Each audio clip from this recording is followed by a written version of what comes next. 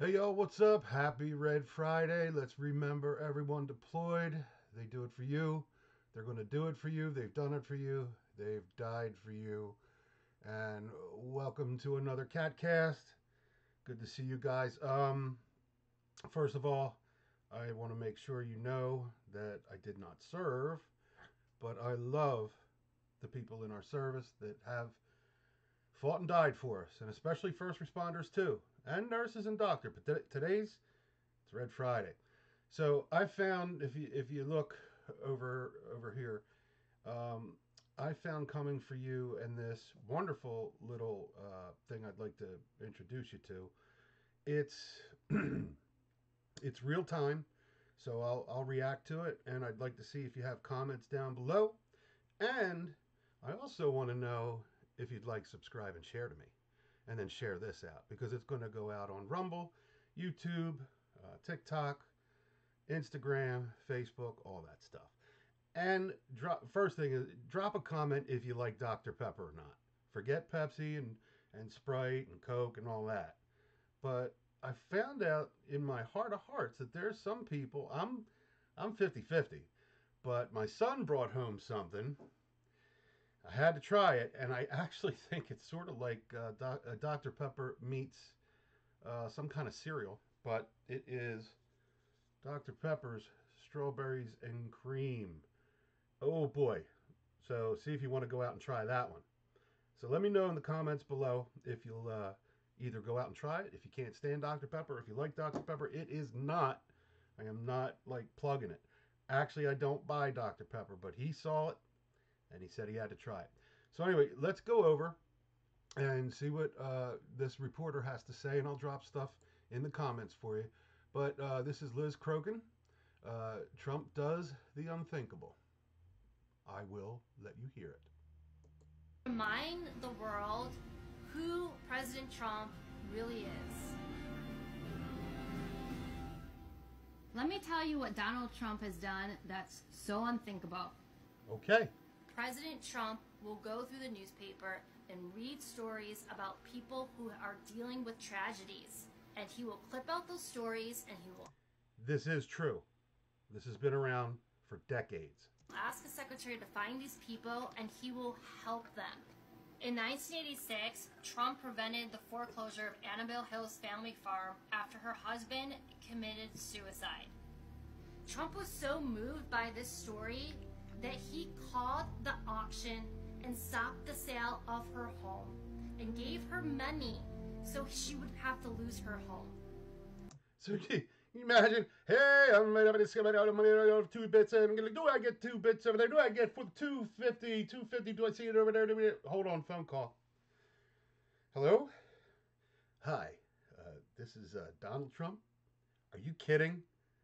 Trump calls that. Could you imagine picking up that phone call?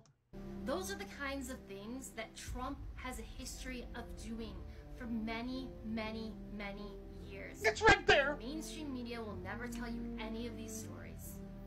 So how many times have we heard from the mainstream media that Trump's anti-Semitic and he hates Jews? Let me tell you a story about something he did. And remember, there's Jews in his family, okay? And, you know, it's right there in front of you. Do your research. For a sick little Orthodox Jewish boy. In 1988, a commercial airline refused to fly Andrew 10, a sick Orthodox Jewish child with a rare illness, across the country to get medical care because he had to travel with an elaborate life support system. His parents contacted President Trump for help, and what did he do? He did not hesitate to send his plane to Los Angeles to take this little boy across the country. He sent the Trump Airbus, right? Is that killer? Is that not cool? President or no president, this was a young Donald Trump.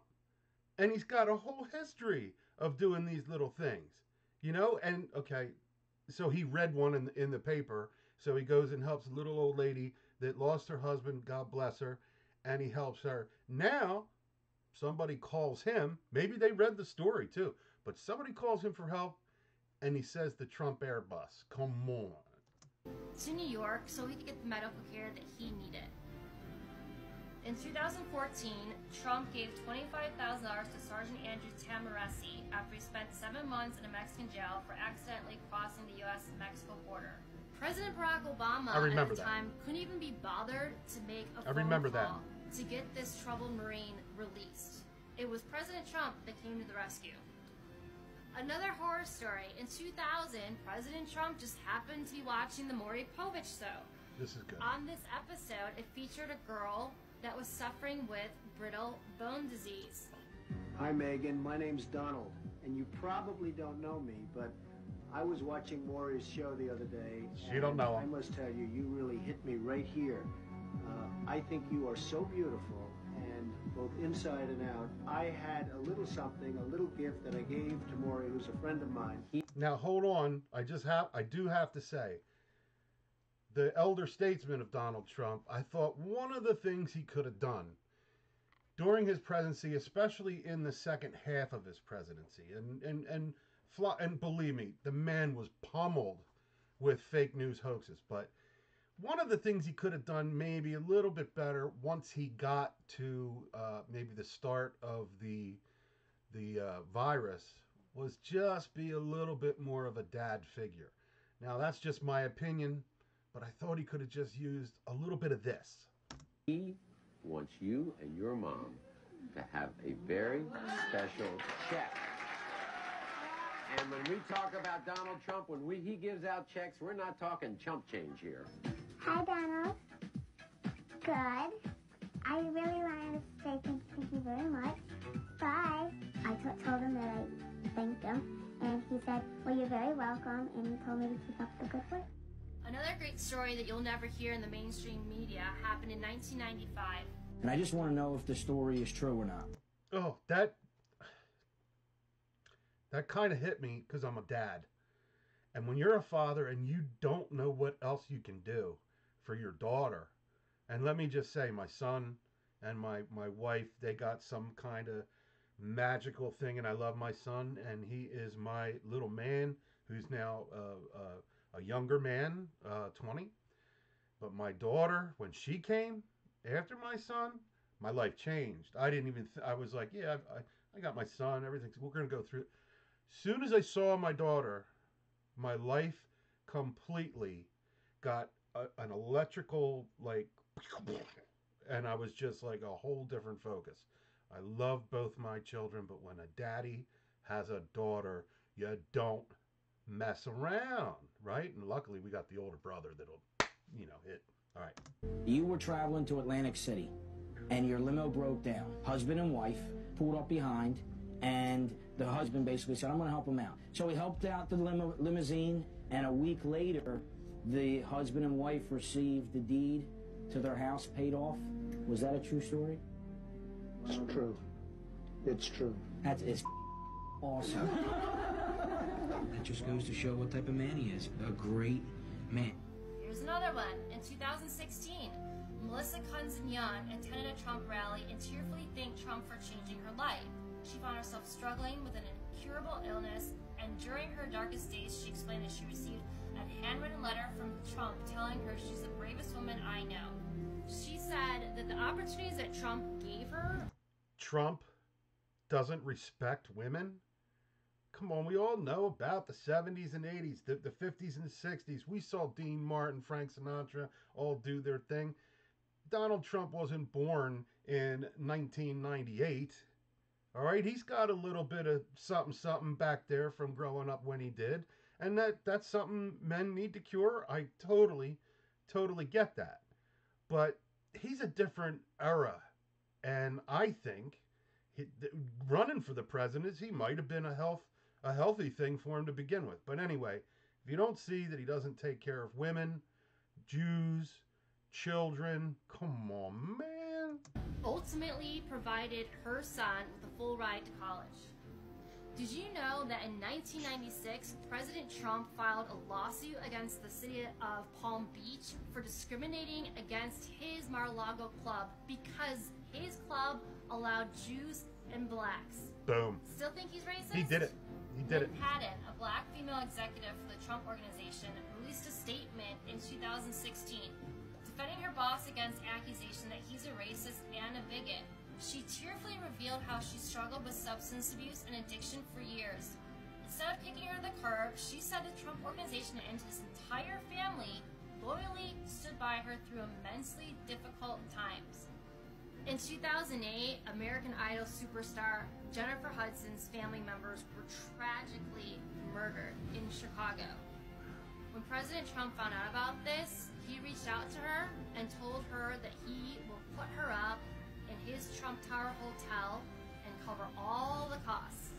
And not only did he do that, he actually provided extra security for her and her family during this difficult time. Is this in the news? Nope.